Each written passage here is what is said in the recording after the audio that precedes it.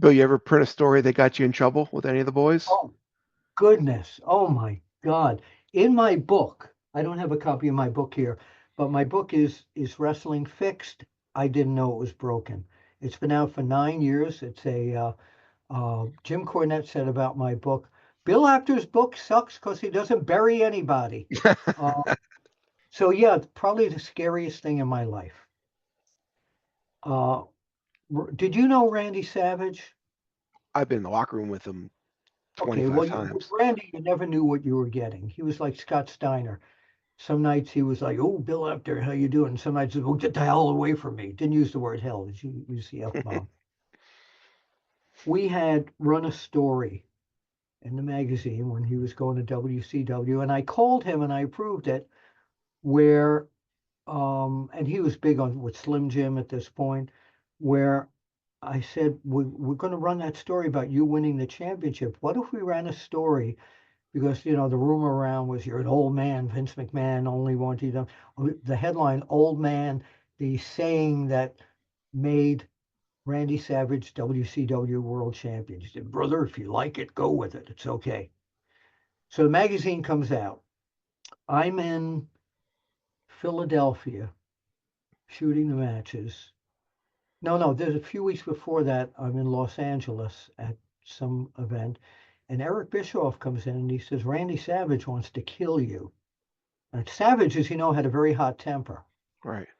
I said, "Why?" He said, "Well, I can't tell you why." So I'm in Baltimore a few weeks later, ready to give Randy the PWI Most Improved or something like that wrestler plaque. He's with Medusa and um, Nancy, woman, coming in, and Elizabeth.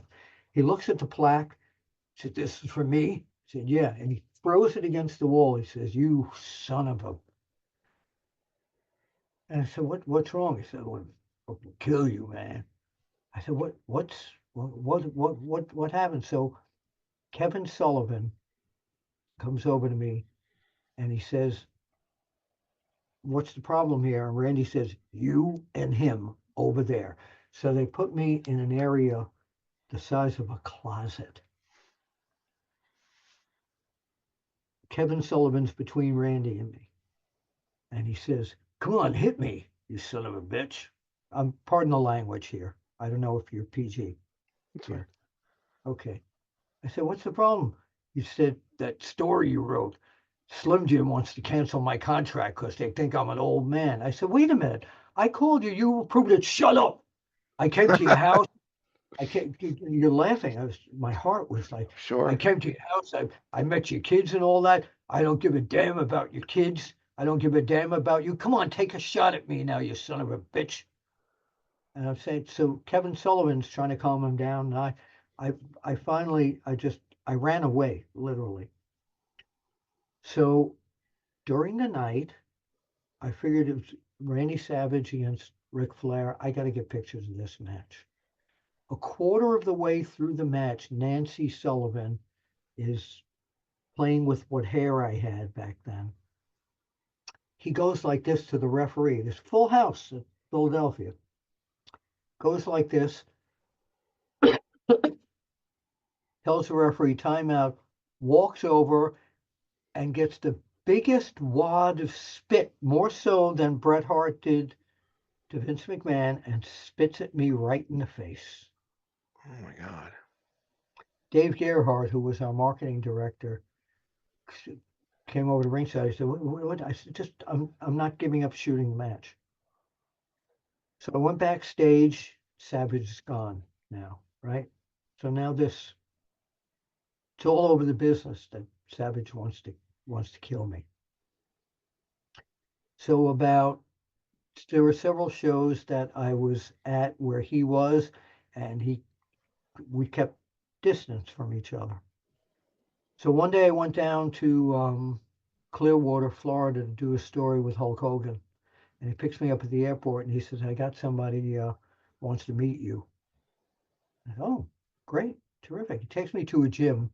There's nobody there except this one guy on the bench with his back toward me and his head just bowed down like this. Hulk taps him and he says he's here. And I thought, oh shit, this is it. They're going to gang up on me. Turns around. He says, I apologize, man. He says, it was the demons. He says, I'm sorry I treated you like this. I love you like a brother. And I was like, yeah, Hogan made the piece. There are other stories kind of like that, but nothing that intense. And it really Wow. scared the hell out of me. Sure. To this day, I think of that. And, I talked I didn't talk to him a lot after that. It was just kind of, I'm shooting pictures and he just would wave to me and all that. But Lanny told me that, his brother really loved me and it's unfortunate what happened. But that magazine was seen all over the world. And because Vince had allegedly called him an old man, when that magazine, need my tick crack, you know, that old man thing, it triggered something. And then when Slim Jim was going to pull the plug, Right. I got it. I understood it. Wow. Wow. And I called Stu Sachs, the editor at that time, and he said, that guy can't talk to you like that. I said, well, he did. That's Yeah. that's a You never that's heard, a that's in my book. It's in my I book. I can see how that could scare the crap out of somebody. Wow. But you see, Wow. being, they let me, George Napolitano, this punk kid, Paul Heyman, and one or two other people in, and they knew they were safe with whatever we do in the magazine. For example, I call Hogan for an interview, and he didn't have time, and he said, "Just stay with the angle. You guys can write it." And we were always careful to just stay with whatever the angles Right. were, and it looked like a shoot interview Right. in the magazines.